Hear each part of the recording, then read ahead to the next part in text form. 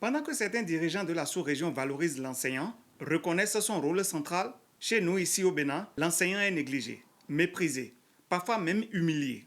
La ressource humaine, au lieu d'être protégée et cultivée, est gaspillée. Notre jeunesse, qui devrait être une grande richesse, se retrouve emprisonnée à tout va, muselée dès qu'elle ose élever la voix. Le vrai développement commence dans les écoles et à l'université. Ceux qui l'ont compris ne badinent jamais avec l'éducation.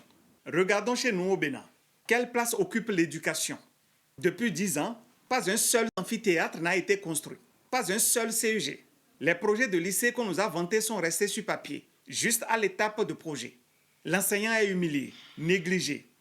Les enseignants AME, à qui on a promis un reversement en ACDPE, attendent toujours. Le 20 août 2025, très tôt le matin, la police républicaine a même encerclé la bourse du travail pour empêcher ses enseignants d'organiser un simple point de presse afin de rappeler au gouvernement ses engagements pris depuis décembre 2022. N'est-ce pas là une volonté affichée du gouvernement de ne pas honorer son engagement et de continuer à maintenir les AME qui constituent pourtant l'écrasante majorité du personnel enseignant du primaire et du secondaire dans la précarité? Et pourtant, ce sont eux qui, par leur travail acharné, produisent chaque année les résultats aux examens. Mais malgré leur sacrifice, le gouvernement peine à respecter sa parole. Peut-on parler de développement quand on méprise à ce point le capital humain?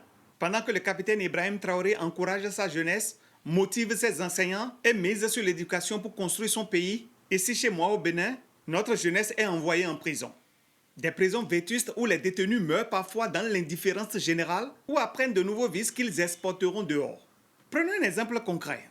Un jeune de 17 ans condamné à 7 ans de prison pour arnaque. Durant ces 7 années, il n'apprend aucun métier, mais fréquente des criminels aguerris, consomme des produits psychotropes comme le cannabis, le tramadol, le colorado et autres, qui sont introduits dans ces prisons par ceux-mêmes censés veiller, c'est-à-dire les responsables des prisons.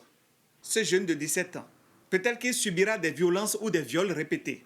À sa sortie, à 24 ans, sans formation, sans espoir, avec une rage accumulée, dites-moi, ce jeune de 24 ans représentera-t-il un danger ou une richesse pour la société?